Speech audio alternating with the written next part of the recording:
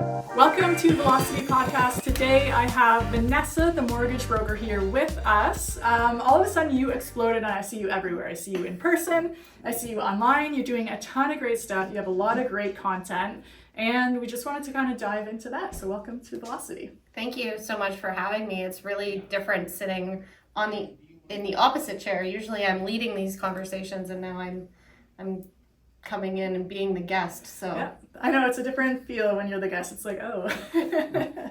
All right, well, I'm so grateful to have you on, and let's just dive right into it. Okay. Tell me about your journey. So you've been doing mortgage brokering for like how many years now? So I've been in the mortgage industry for about over 15 years. I just don't want to give away my age, oh, you know. And I have been brokering for just shy of 3 years now. And about a year and a half ago, I would say I really dived into the social media aspect of the business. Yeah. One thing that people don't tell you when you go out on your own is that you're actually running two businesses, not one. The one that you actually know what you're doing, and then the other one where you have no clue. Yeah. So you enlist some help, and hopefully, you know, that fits right away, and it's not a struggle to try and figure out what your strategy is going to be going forward. Yeah, for sure. Okay, so tell me right off the bat, if someone sits down in the seat opposite to you and you're looking at their things and you're like, oh my gosh, like what are 3 mistakes people are doing to get approved nowadays? To get approved? Yeah. Or like making it a lot harder to get approved. Making it a lot harder on themselves by taking advice off of TikTok.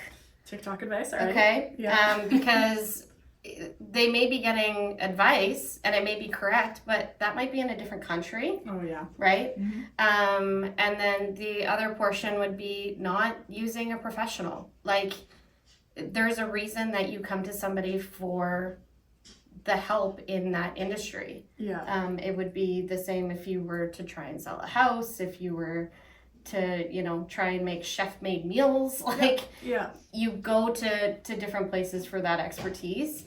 And I think commonly people make it more difficult on themselves in spending more time thinking that they can get the answers themselves. Yeah.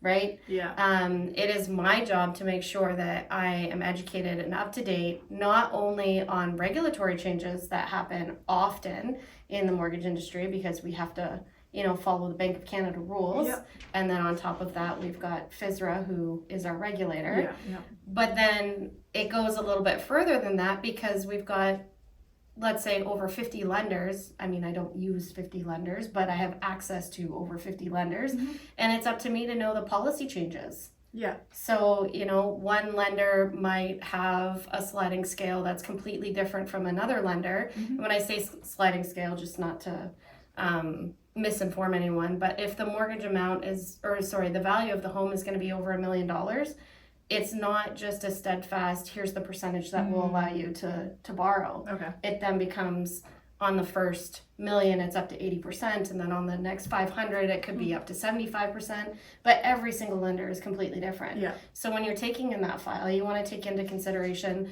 not just the amount that they can borrow, but also the terms and conditions and the penalty calculations, because oftentimes people sit in front of me and they go, oh yeah, like I'm not moving, I'm not making any changes for 5 years at least. And I'm going, well, that's nice that you think that, but on average, the Canadian household makes a structural change to their mortgage, whether that's, you know, they have to move for work, or they need to upsize, or they need to downsize.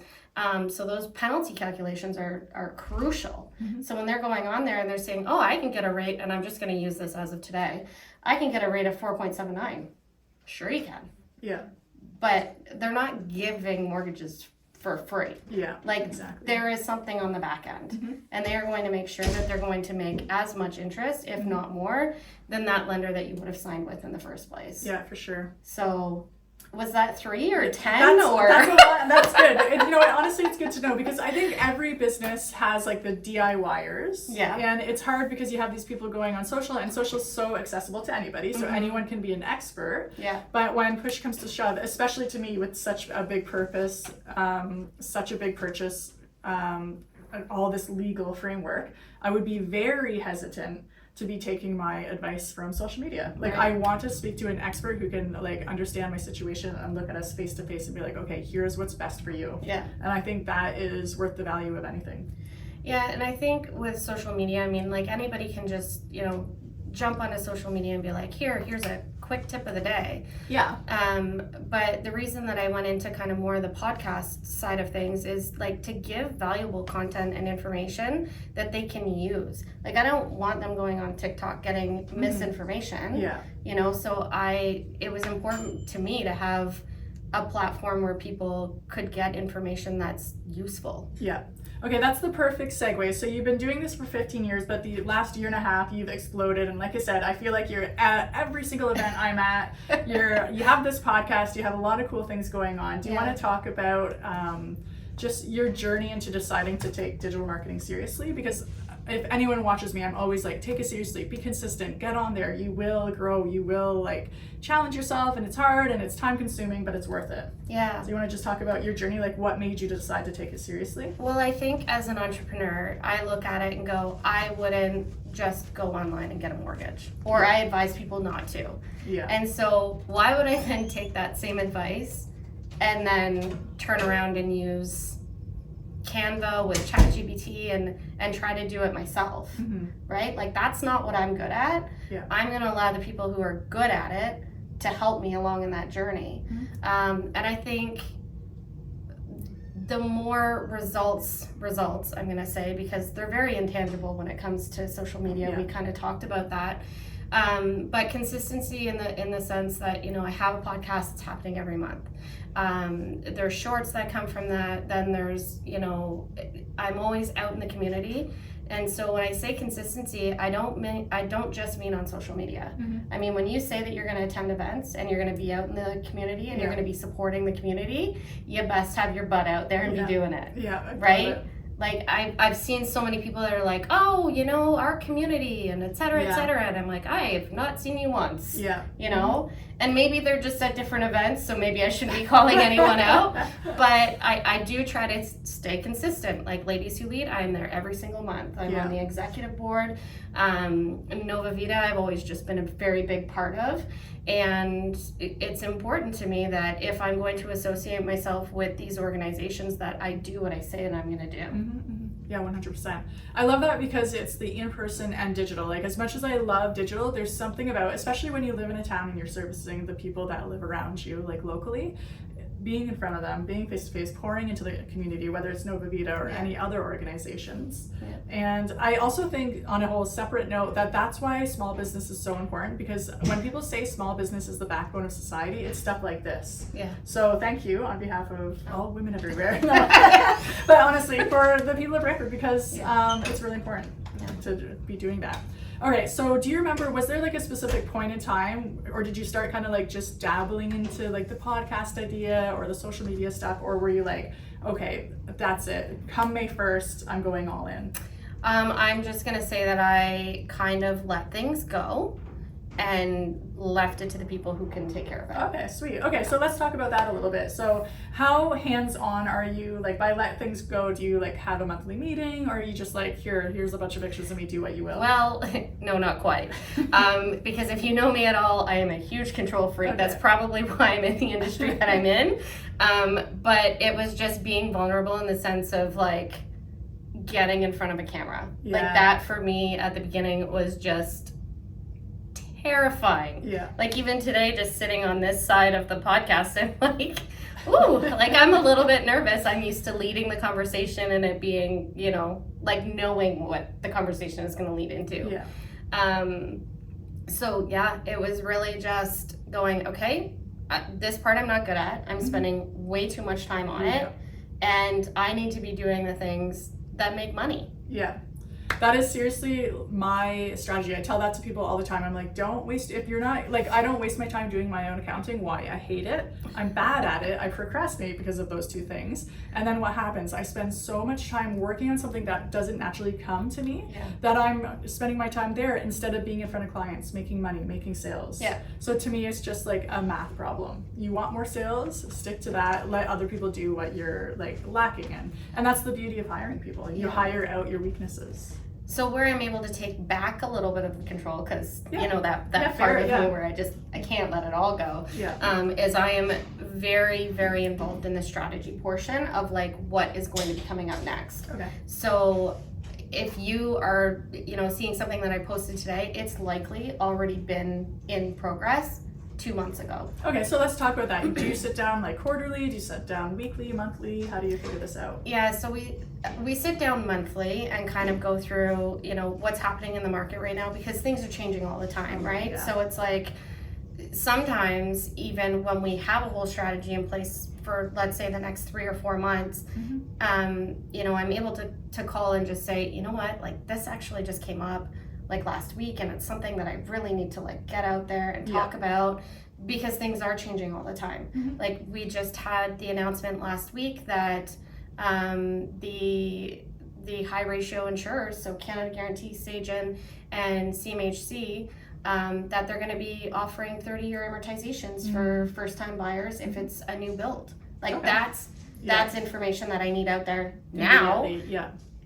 But we're able to work within, kind of what's already been strategized and kind of work in what we need to along the way, which is really nice. The flexibility for me is key because it's always changing. You know what, honestly, I love dealing with people who kind of are a little bit hands-off but also involved, because I think that's when you get the best content, because you let the people who are good, and that's Frankie, she's in the corner, you can't see her, but let them do what they are really, really good at with the insight that you have in your own industry. Yeah. And like, it's your brand, your face, your voice. And again, that goes back to the ChatGPT, Canva thing. You want it to be customized to you, because that's who people will connect with. Well, and I mean, like there's some content that's put together and like we go through language and spelling, and like I want to make sure that exactly what's being put out there, somebody who's reading it goes, oh yeah, that Vanessa wrote that. That's Vanessa's language. That's how Vanessa speaks. That's how she portrays herself personally and in business. Because I don't want it to be ingenuine.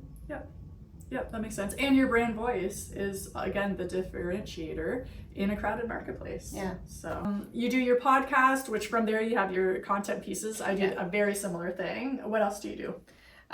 So because I'm in the community a lot, it's not always just mortgage information, but it's also to show those in the community that I am doing what I said I'm doing, right? So there's content pieces when I'm, doing a presentation at Ladies Who Lead.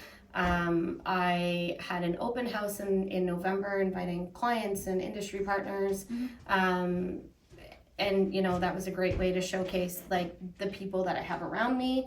And the relationships that I've built over the years are not only ones that they can trust with me, but with them as well.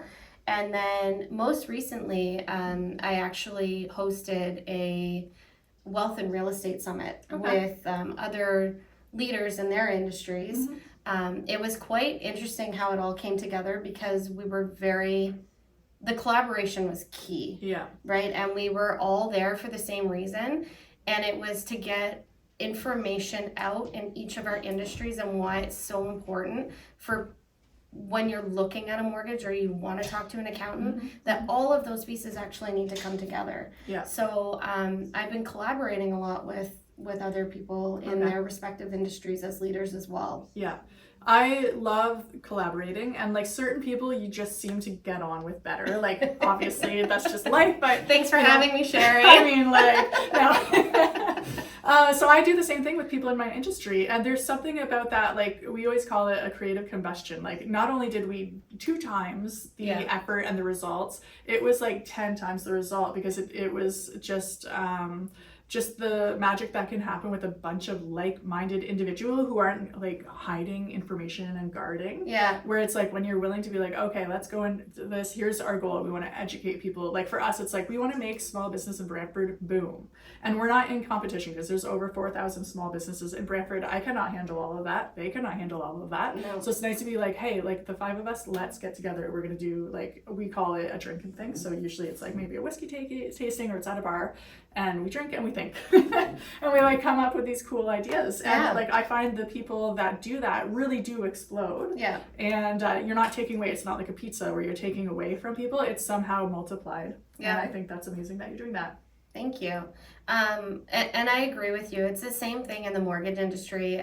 Like when I went into brokering, it was like, oh my God, like it's a dog eat dog world. Mm-hmm. Nobody helps each other. And it has been the absolute opposite. Like I've had actually a number of people in the last couple of weeks. I had somebody like staring at me and they're like, I know you. That's awesome. And I'm going, yeah, like maybe we met at an event. Like Yeah. because I make sure that I am staying up to date on education and attending seminars and summits in my own respective industry. And they're like, nope, that's not it. Like and so it was like, let's exchange socials. And she's like, oh, I already follow you. Yeah. Like I watch all of your content. It's like, okay, so is my content now geared towards people in my own industry? I mean, it's still going to get out there to clients. And obviously that's the biggest focus. But it's nice that people aren't like, oh, that's my client or that's my area, and trying to like guard the information, like you said. Yeah. Because that doesn't help anybody. No. And I feel the same way. Like when people are like, well, what if they go to so-and-so instead of you? And I'm like, well, maybe it was just a better fit. Yeah. Right? It's like when they say business isn't personal, that it really is true. You cannot make business personal. No. Like, because it's like, it just might be a better fit. I've had clients where I've actually have said like, okay, you're not a good fit for me, but you need to talk to so-and-so. Yeah. Because I'm like, we don't jive, but. Yeah. And that's really cool. So you talked about getting recognized, which is funny because that happens to me sometimes. And I kind of feel like the same thing. I'm like, oh, other digital marketers are watching me too. But I think naturally, because we like that kind of stuff, of course, it's going to go to their algorithm. Yeah. But that's why when you're creating content, you have to be very specific and like make sure you're talking to people who need your business as opposed to people in the business. So that would be like a really cool result. So let's talk about your results. Okay. When it comes to social media, I find people like immediately want to go viral, and I'm like, none of our businesses are fun enough and cool enough to go viral. Like, come on, mortgages are fun. No. So like you might go mini viral, I call it, or maybe you do have a one-off. But even the people who go viral and it goes like millions of views, they don't convert necessarily into sales. So I try to educate a lot of times, being like, hey, listen, what you want is your phone to ring, not necessarily like a million views. I'd rather have my phone ring than a million views. Yeah. So let's talk about results. How do you find things? Like, are you getting clients? Are you getting the calls? Like, is every post going viral? Well, no, not every post is going to go viral.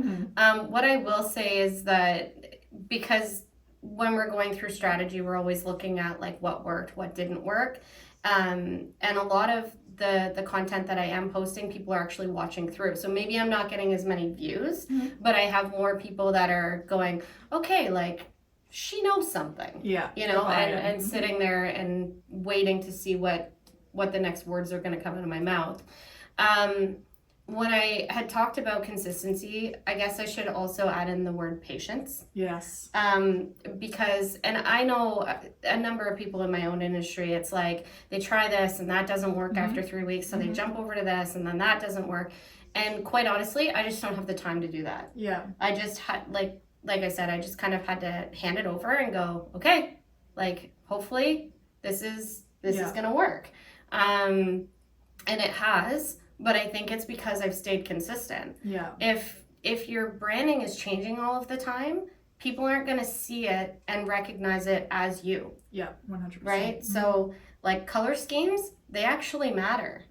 Like when people see you, they associate the color, they associate the wording and like the scripture of it. Yeah. So return on investment, I can't actually give you a number, but I can tell you that I've had a number of clients that have come to me because they search for me, or they search for a mortgage broker on Google and it came up right away because I've had so many good reviews. Or I've had clients that are like, oh, I watched your podcast and I just feel like I can really trust you and my mortgage is coming up for renewal. Like that to me is why I'm doing this. Yeah, that's awesome. The thing is, there was this study, it was called the Fisherman's Friend Study, and it said something about like there's like concentric circles. So you have like strangers, acquaintances, friends, and whatever. Like, so for a stranger to turn into acquaintance, it takes like 7 hours or 17 hours, and then it kind of like goes down from there. But what they found that was so interesting is even if it's digital, it still took 7 hours or 17 hours. So my question is, hey, do you have 17 hours of content so they can feel like you're not a stranger, you're someone they know? And the podcast is beautiful and obviously it's working. So that's kind of like my basis for doing long form content. And not a lot of people do long form content because, well, they will, but most podcasts quit after less than 10 episodes. It's rare to actually reach the 10 episode mark. Because it takes work, because it's this, because you want to like get the phone calls and be like, I watched your podcast and man, I'm gonna use your business. Like, well, like I said, like mortgages aren't really sexy. It's just a really hot topic right now with what's going on in the marketplace. I don't know where I was going with that. Yeah, but I think it's the consistency that's working. Like it's, you know what? I'm not expecting crazy results. I just have a plan and I'm going to go forward and move forward with this. And then you will see results when you like trust your strategy and just give it time to bloom. So. Well, and it's been over a year. So it's definitely not 3 weeks and jump into something else. Have we made changes in terms of the strategy along the way? Yes. But the key messaging has always been the same.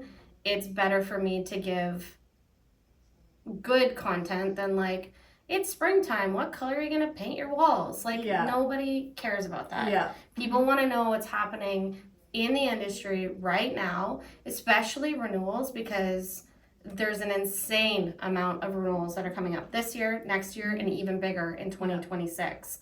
And people are scared, you know, they locked in for a 5-year fix at 2.5%, and now their mortgage is coming up for renewal and it's double, and now their payments are going to be more, and they've been holding on to, well, let's face it, everything's gone up, right? Like we've just had the carbon tax increase, and then gas went up last week, and I'm like, oh my God, the sky is falling, like what's happening here? But people are like strapped for cash, so there's a lot of refinancing going on and a lot more pre-planning. So what I mean by that, and I guess I'll leave this part. So the pre-planning part, normally you wouldn't start talking to a mortgage agent, a broker, or the financial institution that you work with until like 2 months before renewal. I am working with clients 6, 8, 10 months before renewal because they don't want surprises when it comes up. And oftentimes it's, you know what, even though there's a penalty and you're going to lose that low rate right now, like you're strapped for cash. You've been using credit cards and lines of credit, and you had to buy a car last year, and like, and then the expenses on top of that are going up. It's just unmanageable. So people are being a lot more proactive in their finances rather than just signing a piece of paper, which is something that I have been talking about for years. Don't just sign that piece of paper because you are giving up so much in savings. And prior it was just, it's a bit of savings, but it's not a big deal. And now they're looking at it going, okay, I really need to think about this, because if my mortgage payment is going to go up $600 a month, where is that coming from? It's the same conversation everywhere. Everything's expensive. Taxes are crazy. Carbon taxes, gas, this. Everyone's worried about that renewal. You're totally right. Okay, I'm gonna ask you one last question that I forgot to prep you on. This is what I ask all my clients. What is your career bucket list? Now, it doesn't have to necessarily be in mortgages. Maybe you want to be like a movie star. I don't know. So if you're looking at, what's your career bucket list? What do you? Yeah, you definitely did not prepare me for this at all. My career bucket list. honestly, and it's something that I've like started to try and do, is make this industry better. Mm-hmm. Yeah. Awesome. So it's not like a monetary value. It's not, I want to be doing, 500 mortgages a year. Mm-hmm. I just want this industry to be better. Awesome. I want, when somebody says, oh, go to a mortgage broker, people aren't like, ugh, Mm-hmm. right? Yeah. They're there to help you. Like, that's not a negative term anymore. Like, this industry has become so regulated that there's not a lot of room for this sleazy, right? Yeah. Like, there's Yeah, people there's that rules in give place. That's what you're saying. industries a bad name, Yeah. right? So yeah, I think. That's awesome. Well, I think you're already. And I'd also accomplishing like that. to be a rock star, but I can't sing, so I don't know what to do about that. All right, we'll see what happens. AI can probably sort that out eventually. All right, so do you want to tell people how they can follow you? Yeah, so the podcast is the Mortgage Broker Podcast. And then also I'm on Facebook, Instagram. You can find me on Google, and it's Vanessa the Mortgage Broker. Awesome. Okay, I'm going to put those links in the show's notes and in my YouTube description, but thank you again for watching or listening, everyone. Let me know if you enjoyed this. If you have any questions about mortgages, you know who you need to ask. Have a good one. Thank you.